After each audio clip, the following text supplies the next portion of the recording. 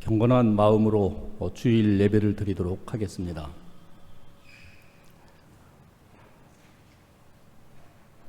날마다 우리 짐을 지시는 주, 곧 우리의 구원이신 하나님을 찬송할지로다. 천지를 창조하시고 섭리하시는 하나님, 최근 많은 비가 왔음에도 불구하고 주님의 보호하심과 은혜로 한 주간 힘써 살게 하시다가 오늘 거룩한 날 주의 은혜를 사모하며 애지연에 나왔습니다. 우리의 예배를 받아주시고 성령의 충만한 은혜를 허락해 주시옵소서. 신령과 진정으로 예배하며 말씀을 듣고 깨닫는 지혜도 허락해 주셔서 온전히 하나님과 교통하는 복된 시간이 되게 하옵소서. 존귀하신 예수님의 이름으로 기도합니다.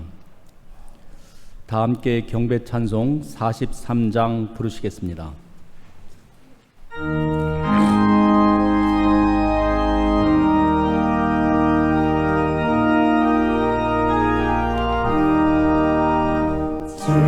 즐겁게 안식할 날, 반갑고 좋은 날, 내 마음을 편케 하니 즐겁고 기쁜 날, 이 날에 천하 만민 다 보좌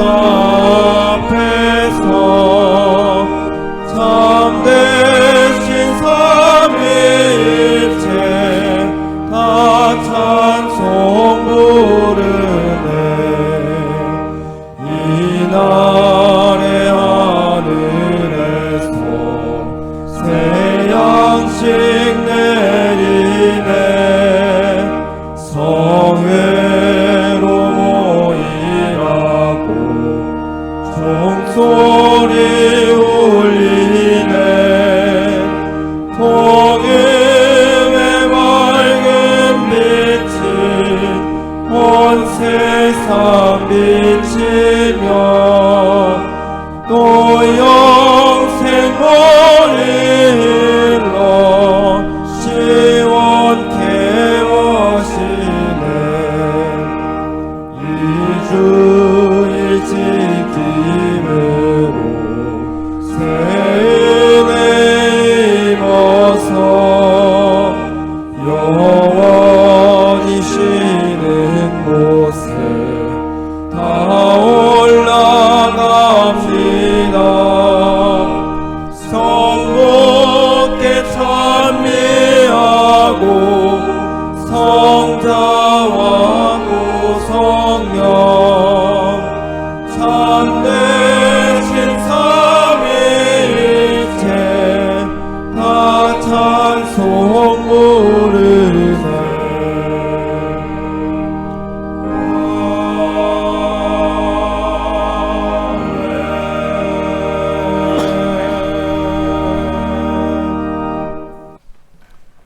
다음으로 김동현 성도님께서 성시교독 순서를 맡아주시겠습니다. 교독문 28번으로 성시교독 하시겠습니다.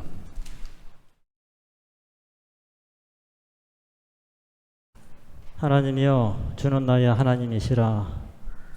내가 간절히 주를 찾되 무리로서 마르고 황폐한 땅에서 내 영혼이 주를 갈망하여 내 육체가 주를仰마하나이다. 주의 인자심이 생명보다 나음으로 내 입술이 주를 찬양할 것이라. 내가 나의 침상에서 주를 기억하며 새벽에 주의 말씀을 작은 소리로 읊조릴 때에 하오리니 주는 나의 도움이 되셨음이라. 내가 주의 날개 그늘에서 즐겁게 부르리이다. 아멘.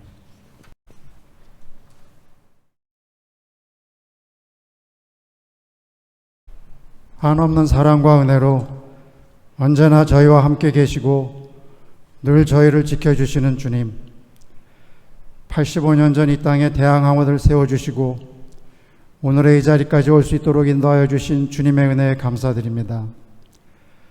앞으로도 재단사나 모든 학교와 기관이 국가와 사회에 이바지하는 소중한 가치를 실현해 나가는 기관으로 계속 발전해 나갈 수 있도록 인도해 주시기를 위해 기도드립니다.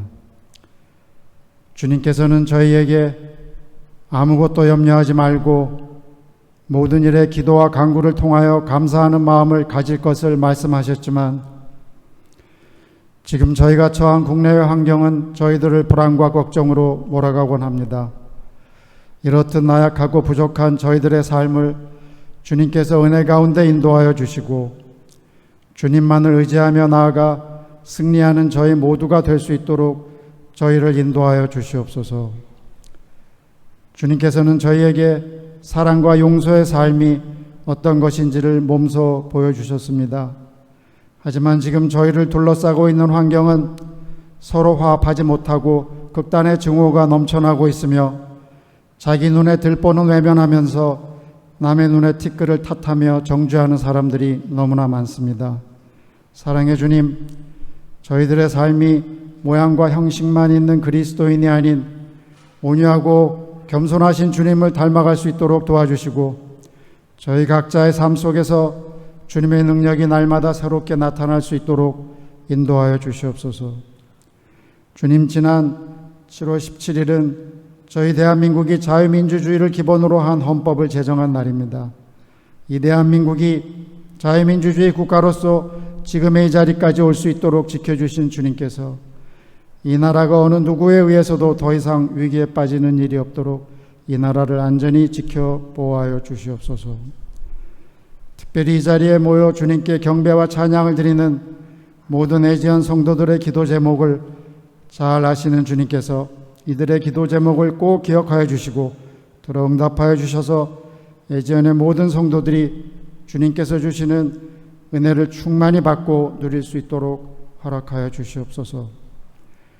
이 시간 말씀을 증거하시는 이태하 교목실장님과 주님께 찬양으로 하늘의 기쁨을 전하는 하늘연 성가대 위에 주님께서 함께 하시어 이 예배가 은혜의 시간이 될 수 있도록 인도하여 주시옵소서. 저희들을 위해, 이 대항재단을 위해, 그리고 우리 대한민국을 위해 아름다운 일을 계획하시고 이루어 주실 우리 주 예수 그리스도의 이름으로 기도드립니다. 아멘.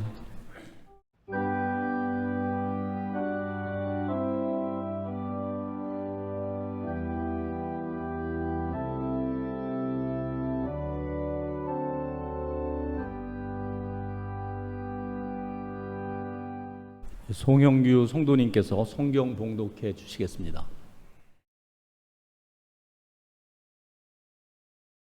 오늘 우리에게 주시는 하나님의 말씀은 야고보서 4장 13절에서 17절까지의 말씀입니다. 현대인의 성경으로 봉독해 드리겠습니다. 오늘이나 내일 어떤 도시에 가서 한 해 동안 장사하여 돈을 벌겠다고 생각하는 사람들이여, 내 말을 들어보십시오. 여러분은 내일 무슨 일이 일어날지 모릅니다. 여러분의 생명이 무엇입니까? 여러분은 잠시 나타났다가 사라지는 안개에 지나지 않습니다. 주님의 뜻이라면 우리가 살기도 하고 이것저것을 하겠다고 말해야 할 여러분이 도리어 허영에 들떠 자랑만 하고 있으니 그런 것은 다 악한 일입니다. 그러므로 사람이 선한 일을 해야 된다는 것을 알면서도 실천하지 않으면 바로 그것이 죄입니다. 이는 하나님의 말씀입니다. 예, 하늘연 성가대의 특별 찬양이 있겠습니다.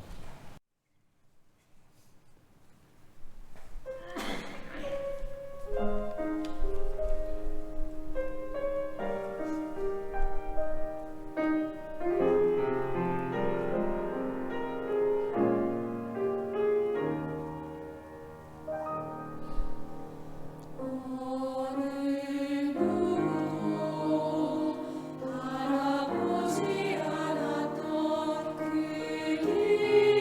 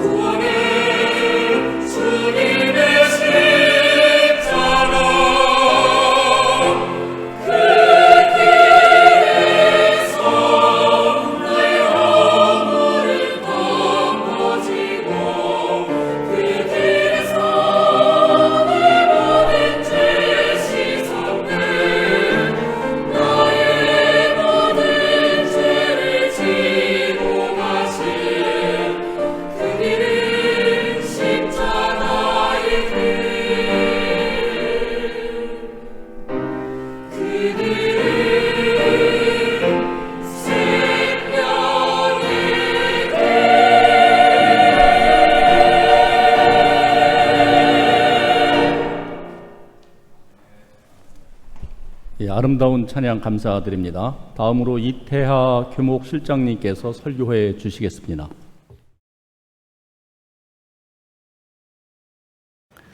러시아의 대문호 도스토옙스키의 카라마조프가의 형제들이라는 책이 있습니다. 우리나라에서 아마 대학 교육 정도를 받은 분들은 이 책을 안 읽어본 분은 없을 거라 그렇게 생각이 됩니다. 아주 유명한 책이고 저 역시 3번이나 읽은 책입니다. 이 책의 7권에 아주 흥미로운 러시아 정교회에서 내려오는 우화가 담겨 있습니다. 그 우화의 제목이 파 한 뿌리라는 우화입니다. 혹시 다 읽어보셨기 때문에 아마 기억에 나시는 분도 있으리라 생각합니다. 이 우화가 어떻게 되어 있냐면 이런 내용입니다. 옛날에 심술궂은 노파가 한 분 살았습니다. 이분은 평생 선행이라고는 해본 적이 없는 사람이었습니다.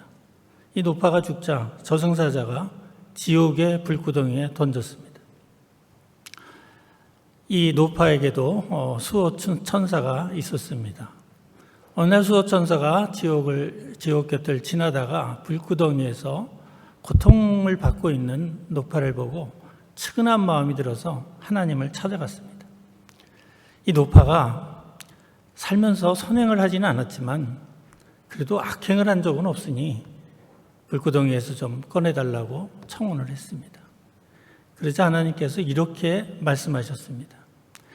단 하나라도, 단 한 번이라도 선행을 한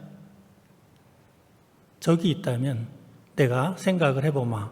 이렇게 말씀하셨습니다. 그래서 수호천사는 돌아가서 죽은 노파의 명부를 샅샅이 뒤졌습니다. 그의 일생 동안 어떤 행동을 했나. 그러다가 한 가지 선행을 한 기록을 발견했습니다. 어느 날 그가 밭에서 파 한 뿌리를 뽑아 거제에게 준 적이 있었던 겁니다. 그래서 하나님께 찾아갔습니다. 한 가지 찾았습니다. 선행을. 그러면서 그 얘기를 했습니다. 그래서 하나님께서 뭐라고 말씀하셨냐면 그 파 한 뿌리를 가져가서 노파에게 내밀고 그를 붙잡고 지옥불에서 올라오면 천국으로 보내주고 그러지 못하면 지옥에 놔둬라. 이렇게 말씀을 하셨습니다. 그래서 수호천사가 갔습니다. 지옥으로 가서 파 한 뿌리를 건네며 자초지정을 노파에게 얘기했습니다. 그래서 노파가 덥석 그 파 줄기를 잡고 매달렸습니다. 그래서 반쯤 올라오는데 주변에 있던 다른 죄인들이 노파의 몸에 다리를 잡고 매달리기 시작했습니다. 그 순간 노파는 그 사람들을 발로 걷어차면서 이건 내 파야 그러면서 소리쳤습니다. 그 순간 파는 끊어지고 노파와 거기 매달렸던 모든 사람이 지옥불에 다시 떨어졌습니다. 이게 우화의 내용입니다. 이 우화를 듣노라면 아마 여러분들도 또 저도 예전엔 그런 생각을 했습니다. 아, 살아서 선행을 좀 많이 해야겠다. 그래야 하늘에서 파가 아니라 굵은 밧줄이 내려올 거 아닌가 하는 생각을 하게 됩니다. 선행의 중요성을 일깨우는 그런 우화라고 생각하기 쉽습니다. 맞습니다. 그런데 여기에는 좀 더 깊은 의미가 담겨 있습니다. 사실 하나님께서 파 한 뿌리를 붙잡고 노파가 지옥불을 벗어날 수 있다고 생각하셔서 그렇게 하라고 말씀하진 않으신 것 같습니다. 여러분 알다시피 파 뿌리를 잡고 보통 적어도 60kg가 넘을 텐데 파 한 뿌리에 60kg가 매달릴 수 있겠습니까? 아마 끊어질 겁니다. 그런데 그렇게 하라고 하신 말씀의 진의가 뭘까? 우리가 곰곰이 생각해 볼 필요가 있다고 생각합니다. 만약 그 노파가 수호천사가 내민 그 파 한 뿌리를 보고 내 일생을 그렇게 오래 살았는데 겨우 한 선행이 고작 그것밖에 없나라는 생각에 부끄러운 마음이 들어 팔을 붙잡지 않았다면, 또는 누군가에게 지옥을 벗어날 기회를 양보했다면, 또는 그의 다리를 붙잡고 매달리는 다른 죄인들을 향해 이건 내 파야 하면서 그들을 걷어차지 않았다면,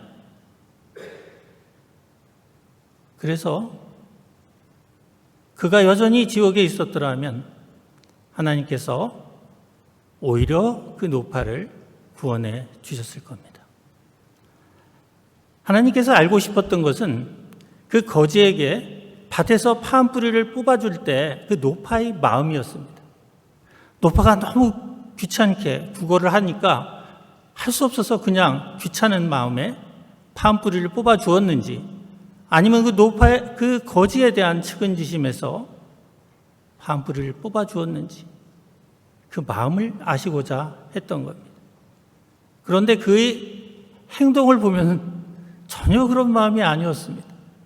따라서 그 노파는 사실은 따뜻한 마음으로 파한 뿌리를 건넨 것이 아니라 사실은 귀찮은 마음에 파한 뿌리를 건넨 것이 분명했습니다. 그랬기에 그녀는 지옥불에 다시 던져진 것입니다. 이 우화는 우리에게 중요한 몇 가지 사실을 깨닫게 해줍니다. 죄란 무엇인가 하는 것과 또 하나는 지옥이 어떤 곳인가 하는 두 가지 사실입니다. 우리는 보통 죄라는 것을 악한 의지나 악한 행동, 누군가에게 피해를 주는 생각이나 행동을 할 때 이것을 죄라고 생각합니다. 그런데 이 우화 속에서의 죄는 굉장히 의미가 넓습니다. 그리고 오늘 읽은 우리 야고보서의 말씀에서도 선을 행하지 않는 것이 죄라고 말하고 있습니다. 우리가 일반적으로 생각하는 죄의 개념과는 다른 개념입니다. 또 하나는 지옥이라는 개념입니다. 지옥은 어떤 곳이겠어요? 바로 이러한 선을 행하지 않는 사람들이 사는 세상이 바로 지옥이라는 이야기입니다. 우리가 선을 행하지 않음이 왜 죄가 되고 왜 그런 사람들이 죄인인가? 이것은 굉장히 성서적으로 볼 때 맞는 이야기이기도 합니다. 창세기 1장 27절에 보면 하나님이 세상을 창조하시고 인간을 창조하실 때 그의 모상, 즉 형상대로 인간을 창조하셨다고 말합니다. 문제는 하나님의 형상이 무엇냐는 거죠. 우리가 요한일서에 보면, 특히 4장을 보면 하나님은 사랑이시다라고 말하고 있습니다. 다시 말해 하나님의 형상이 사랑이라는 겁니다. 결국 인간은 하나님의 형상인 사랑을 마음에 품고 창조되었습니다. 따라서 우리가 누군가에게 사랑을 베풀며 사는 것이야말로 하나님의 창조 섭리에 부응하는 그러한 삶을 사는 것이고, 그렇지 않을 때는 창조 섭리에 위반되는, 반하는 그런 삶을 사는 것입니다. 따라서 우리가 선행을 하지 않는 그러한 삶은 결국 하나님이 원하지 않는 우리 삶을 살고 있기 때문에 바로 죄가 되는 것입니다. 그리고 사랑을 행하지 않는 사람들이 사는 세상이 바로 지옥입니다.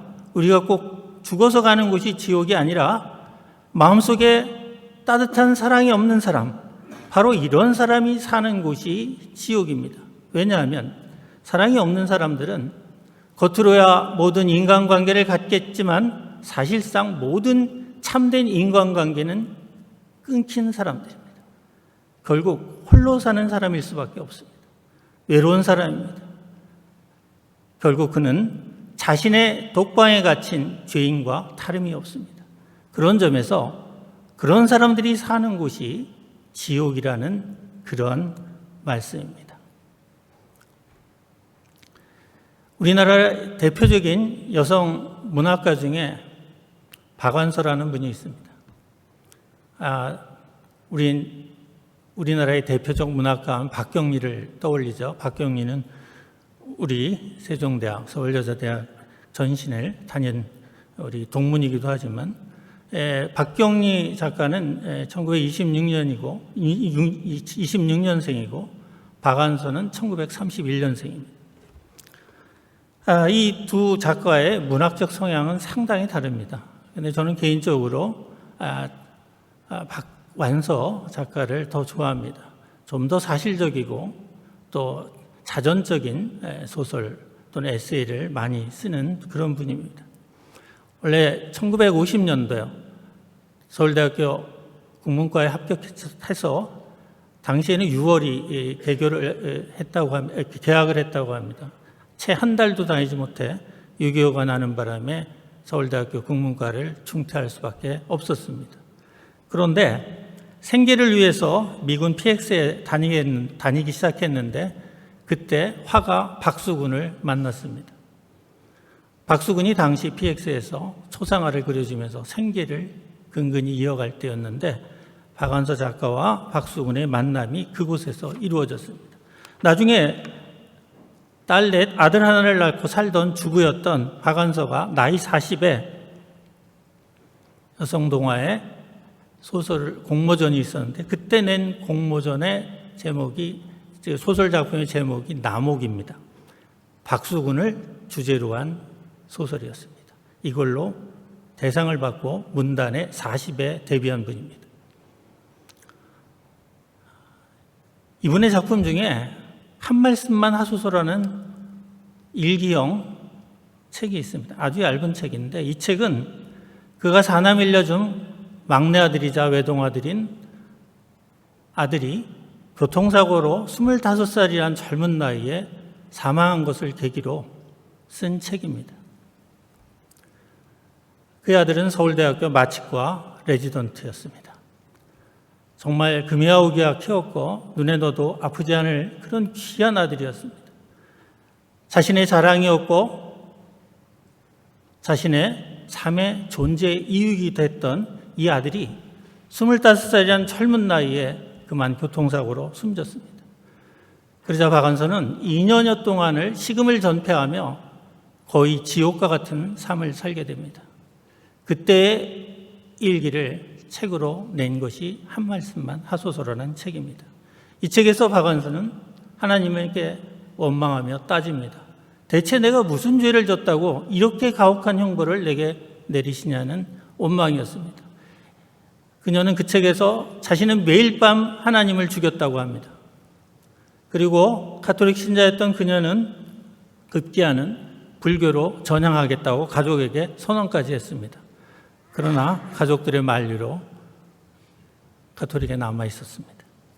그리고 어느 날 그가 친하게 지내던 이혜인 수녀의 권유로 부산에 있는 분도 수녀원에 피정을 갑니다. 그 피정에 가서 많은 깨달음을 얻었는데 그것이 그 책에 담겨 있습니다. 어느 날 수녀원을 이곳저곳 다니던 중에 그 수녀원에는 노인 요양원이 있었습니다. 근데 요양원인지도 모르고 이것저것 다니다가 어느 방문을 열고 어떤 수녀가 어린 수녀, 앳된 수녀가 나오는 것을 봤습니다. 화사한 얼굴로 손에 무엇인가를 들고 나왔는데 보니까 노인 환자의 배변이었습니다. 그런데 그 소녀의 그 어린 수녀의 얼굴을 보면서 충격을 받았습니다. 흡사 그 배변통을 꽃병을 든 것처럼 화사한 얼굴로 미소를 띠며 나오는 수녀의 얼굴을 보는 순간 무엇을 깨달았냐 하면 하나님께 그가 그토록 외쳤던 내가 무슨 죄를 졌다고 우리 아들을 데려가셨냐는 그 원망의 말이 쑥 들어갔습니다. 왜냐하면 자신이 죄인이라는 사실을 깨달았기 때문입니다. 그 수녀를 보면서 이런 생각이 들었습니다. 내가 죄인이었구나. 내가 그동안 살아오면서 내 가족 외에 그리고 몇몇 친한 친구들 외에는 내가 마음을 주었던 적이 없었음을 깨달았습니다. 그들에게 관심을 갖지 않았고 주지도 받지도 않았습니다. 그리고 누군가 남모르는 사람에게 사랑을 베푸는 것을 자신은 평상시 위선이라고 생각하며 살아왔던 자신을 뒤돌아보게 되었습니다. 그러면서 자신이야말로 하나님께 큰 죄를 진 죄인이라는 사실을 절감하게 됩니다. 안도연이라고 시인이 있습니다. 원광대학교 교수인데 이분이 쓴 시 중에 너에게 묻는다라는 시가 있습니다. 아주 유명한 시입니다. 여러분들도 아시는 분이 많을 겁니다. 이 시는 상당히 긴데 대부분 앞구절, 맥구절만 사람들이 기억합니다. 이게 뭐냐면 내용이 이렇습니다. 너에게 묻는다. 연탄재 함부로 차지 마라. 너는 누구에게 한 번이라도 따뜻한 사람이었느냐, 이런 내용입니다. 이 시를 제가 처음 읽었을 때 엄청난 충격을 받았습니다. 그리고 그 구절이 며칠 동안을 제 마음에서 떠나지 않았습니다.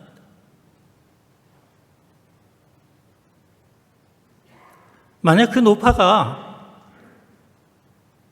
파풀의 파한 뿌리라는 우화에 나온 그 노파가 그 파한 뿌리를 따뜻한 마음으로 건넸다면 분명 그녀는 구원을 받았을 겁니다.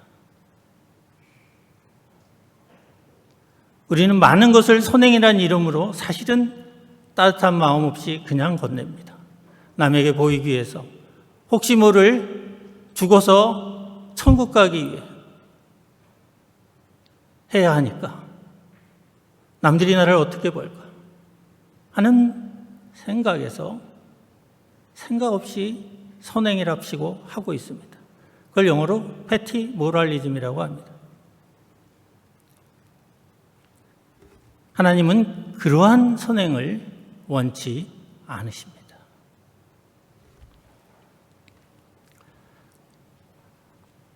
우리에게 주어진 성경에서 계명이 있죠. 하나님을 사랑하라는 것과 내 이웃을 내 몸과 같이 사랑하라는 두 계명. 이것이 우리가 천국 가기 위한 두 가지 필수적인 계명입니다. 이것은 아까 제가 서두에서도 말씀드렸지만 왜 우리가 선행을 해야 하는지, 왜 선행을 하지 않으면 죄인인지는 이미 말씀을 드렸습니다. 그럼에도 불구하고 우리의 사랑은 박한서 작가가 얘기하는 것처럼 극히 제한적입니다. 나의 가족과 나의 친한 친구들의 범주가 국한되어 있습니다. 결국 이런 사랑은 나 자신에 대한 사랑에 불과합니다.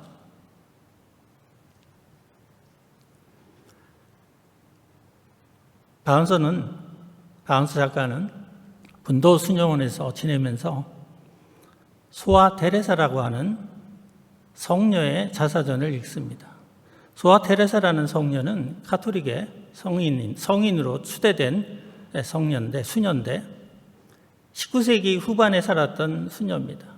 15살에 갈멜 수녀원이라는 봉쇄 수도원, 평생 들어가면 나올 수 없는, 그 안에서 오직 타인을 위한 기도와 그 다음에 영적인 명상과 경건 생활만 하다가 죽는 그런 수도원이 바로 봉쇄 수도원입니다. 갈멜 수녀원이 그런 곳인데 15살에 들어가서 24살에 폐결핵으로 죽은 수녀입니다. 어떤 기적도 행하지 않았습니다. 가톨릭 규정에 따르면 기적을 행해야만 성녀가 될 수 있는데 아무 기적도 행하지 않았음에도 불구하고 소아 테레사는 비오 11세기에서 성인으로 시성됐습니다. 이유는 지극히 작은 것이 큰일에 못지않다는 것을 비오 11세가 선언하기 위함이었습니다. 사실 2차 세계대전이 끝나고 많은 사람들이 빛도 이름도 없이 그리스도의 사랑을 실천하다가, 작은 사랑을 실천하다가 숨진 많은 성도들을 성인이라고 생각했고, 그런 점에서 그 수녀의 그 따뜻한 마음, 평생 24살, 그러니까 15살에 입교하여 24살에 죽을 때까지 9년 동안 타인을 위해서 기도하다 죽은 그 성녀의 그 삶을 기념하기 위해서 성인으로 시성했습니다. 이 성녀의 자서전을 읽다 이런 대목을 발견합니다. 어떤 대목이었냐면 이런 대목이에요. 장미의 화사함과 백합의 순결함이 작은 오랑캐꽃의 향기나 들국화의 소박함의 매력을 시들게 하지 않는다. 이런 내용이에요. 하나님은 모든 꽃을 아름답게 만드셨다는 거예요. 화사한 장미와 청순한 그런 백합합을 보면 우리는 아름답다고 생각합니다. 그런데 이런 아름다움이 작은 오랑캐꽃의 향기나 누구도 눈여겨보지 않는 들국화의 그 소박한 아름다움을 능가하는 것은 아니라는 겁니다. 이 세상이 온통 장미로 채워져 있거나 이 세상이 온통 백합으로 채워져 있다면 어찌 이 자연이 아름답겠느냐는 그런 이야기입니다. 이걸 보고 깨달았습니다. 무슨 깨달음을 얻었냐? 자기에게는 사녀 일남이 있었는데 아들이 죽자 이런 생각까지 했다는 거예요. 딸이 많은데 대신 딸이 죽었으면 어땠을까? 내가 이렇게 아파할까? 하는 생각을 하면서 소스라치게 놀랐다는 겁니다. 결국 그녀는 잘못된 편애로 그의 마음을 지옥으로 끌고 가고 있었던 겁니다. 그는 아직도 사랑해야 할 4명의 자녀가 있었고 손주들이 있었고 사위가 있었습니다. 그들 모두가 하나님이 창조하신 아름다운 꽃들입니다. 그런데 거기에는 눈길도 주지 않고 자신이 잃어버린 장미꽃 한 송이에 마음을 끓이며 지옥에서 살고 있었던 겁니다. 그는 깨달았습니다. 그리고 그때부터 수녀연에 있던 모든 사람들이 눈에 들어오기 시작했습니다. 그들이 바로 내가 사랑해야 할 사람이기 때문에 그렇습니다. 그런데 이러한 깨달음만으로는 우리가 천국으로 가지 못합니다. 초기 불경의 경전 중에 하나인 법구경에 이런 얘기가 나옵니다. 어리석은 이는 지혜로운 자와 평생을 같이 하여도 법, 즉 진리를 깨닫지 못한다. 숟가락이 국맛을 모르듯이. 우리가 머리로만 사랑의 중요성을 깨닫고 나도 그렇게 해야겠다라고 백날 외쳐봐야 사랑이란 국그릇에 숟가락을 담그는 것에 불과합니다.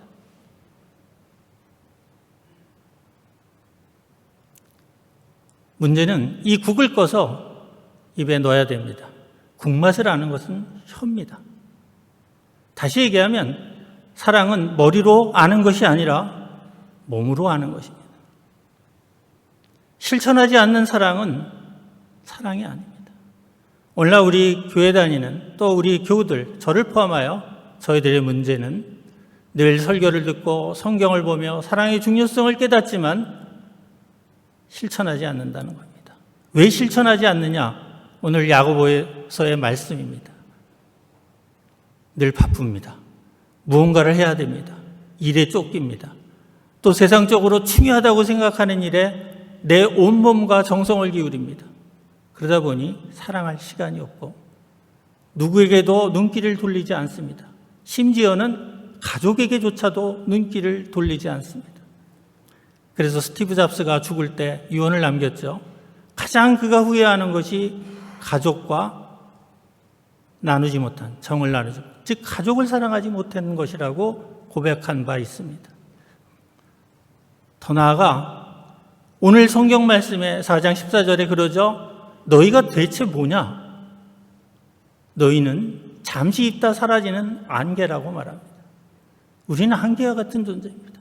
우리가 아무리 중요한 일을 한다 하더라도 어느 날 하나님께서 그 생명을 거두어 가시면 의미가 없습니다. 우리에게 하나님께서 분명히 주신 소명이 있습니다. 사랑하라는 것. 우리가 이것을 기억해야 됩니다. 그리고 바로 행동에 옮겨야 됩니다. 우리가 따뜻한 마음으로 파한 뿌리를 건넬 수 있는 그런 시작이 필요합니다. 이것이 바로 우리를 구원으로 이끄는 구명줄입니다. 사랑이 한번 맛을 보이면, 맛을 들면, 그 맛을 알면 계속되는 사랑의 행진이 이어질 수가 있는 겁니다. 기도하시겠습니다. 하나님 감사합니다. 모든 것이 부족한 저의 입술을 통해 오늘도 주님의 말씀을 즐겁게 하셨습니다. 우리가 하나님의 모상을 따라 형상을 따라 지음받은 존재답게 이 땅에서 사랑을 실천하며 살게 하여 주시옵소서. 엄청난 큰 일이 아니라 작은 사랑의 실천, 누군가에게 따뜻한 눈길, 따뜻한 말 한마디 건넬 수 있는 저희들 되게 하여 주시옵소서.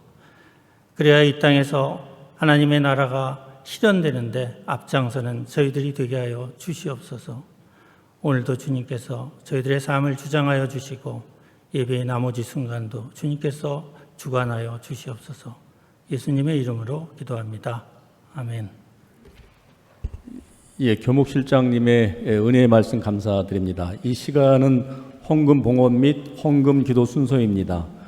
이영빈 성가대원의 특송 후에 어은주 성도님께서 드려진 예물 봉헌과 기도를 해주시겠습니다.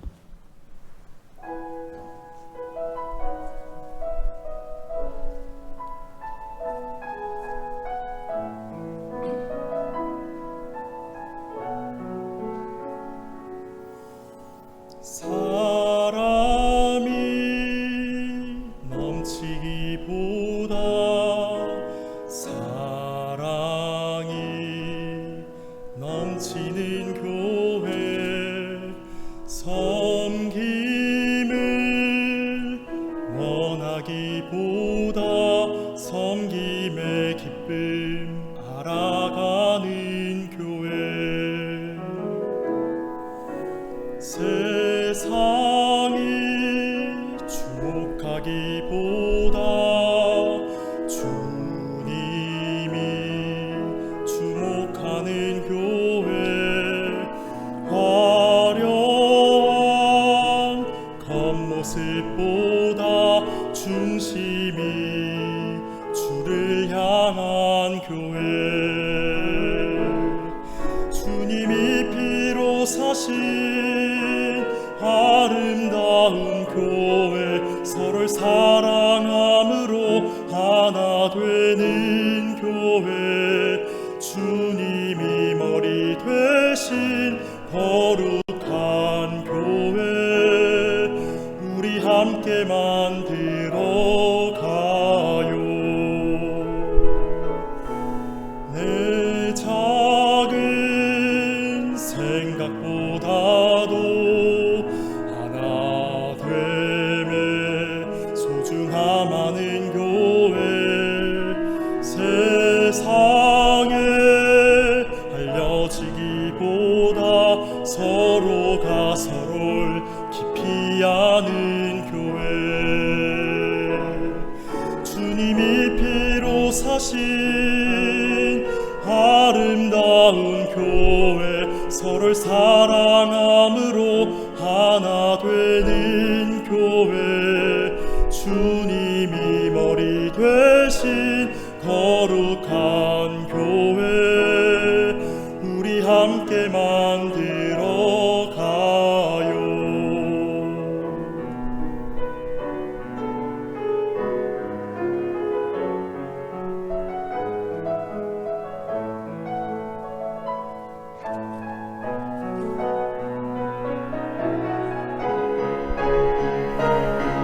주님이 피로 사신 아름다운 교회, 서로를 사랑함으로 하나 되는 교회, 주님이 머리 되신 거룩한 교회, 우리 함께 만들어 가요.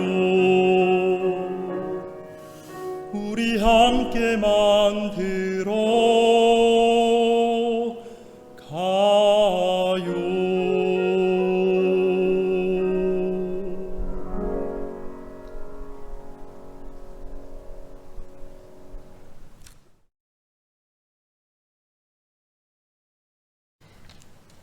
사랑과 은혜가 충만하신 하나님, 오늘도 거룩한 성전에서 예배를 드릴 수 있게 하심에 감사드립니다. 우리가 함께 모여 찬양하며 주님의 말씀을 듣고 하나님의 임재 안에서 이 시간을 보내게 하심에 깊이 감사를 드립니다. 이 시간 예배하며 우리에게 허락하신 모든 은복을 기억하며 믿음과 헌신을 담아 예물을 드립니다. 우리가 봉헌하는 물질이 하나님을 섬기며 하나님의 나라를 넓혀가는 일에 쓰이는 도구가 되게 하옵소서. 우리가 물질을 소유하는 목적이 욕망을 채우는 데 있지 않고 주님의 뜻을 이루는 데 있다는 사실을 잊지 않게 하시고, 주님이 공급하시는 것에 감사하며 봉헌하는 청지기의 삶을 살게 하옵소서. 주님께서 세우신 에지연 교회가 주님의 사명을 따라 성장하고 더 많은 이들이 하나님을 알게 되고 구원의 소망을 얻을 수 있도록 인도하여 주옵소서. 이 모든 말씀 존귀하신 예수 그리스도의 이름으로 기도드리옵나이다. 아멘.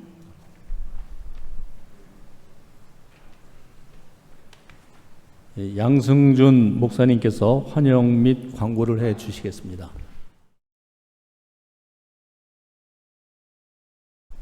(7월) 셋째 주 에젠교회 예배에 참여해 주신 분들께 하나님의 은혜와 평강이 가득하시기를 빕니다.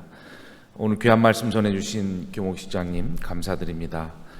다른 이들에게 선한 말과 행동으로 따스한 파 한 뿌리를 건네는 사랑의 행진이 우리 성도님들께 있길 바랍니다. 찬양으로 영광 돌린 하늘연 성가대 또 이형빈 대원에게 감사드립니다. 이형빈 대원의 찬양 첫 소절이 사람이 넘치는 교회보다 사랑이 넘치는 교회가 되기를 원한다는 그런 가사가 많이 와닿는 오늘 예배입니다. 7월 셋째 주간의 기도의 제목들을 나눕니다. 에지연 성도들이 지치고 고난 영혼들을 위로해 주시고 또 잃어버린 소망을 되찾아 주시는 사랑과 회복의 통로로서 살아갈 수 있기를 기도해 주시기 바랍니다. 분쟁과 전쟁이 끊이지 않는 지구촌 곳곳에 하나님의 긍휼하심과 간섭하심으로 평강을 이루어 주시길 간구해 주시기 바랍니다. 대양재단의 교육기관들을 언제나 불꽃 같은 눈동자로 지켜주시고 방학 기간 동안 재충전과 또 성장과 강건함이 있기를 기도해 주시기 바랍니다. 대학은 이미 방학을 했고요. 또 초등학교는 어제 방학을 했고 고등학교는 다음 주 화요일 22일에 방학을 앞두고 있습니다. 혼란한 시기에 대양재단의 사업체들을 돌보시고 친히 경영하여 주시며 구성원들에게 더운 여름 더욱더 힘과 능력을 주실 수 있도록 기도해 주시기 바랍니다. 에지연교회와 교목실을 통해서 주님을 깊이 만나게 하시고 빛과 소금의 역할 감당하면서 하나님께 영광 돌리는 삶이 되도록 간구해 주시기 바랍니다. 공지사항 주보 내용을 참조해 주시고요. 에지연교회 계좌번호가 게재되어 있습니다. 참조해 주시고 봉헌해 주시기 바랍니다. 주일 예배 순서 맡아주신 분들께 감사드립니다. 혹시나 변동되는 상황이 있으시면 언제든지 사무실에 말씀해 주시면 조정하도록 하겠습니다. 한 주간도 주님 안에서 평안하시기를 빌며 이상으로 광고와 환영을 마치겠습니다. 감사합니다. 결단 찬송 463장 다 같이 부르시겠습니다.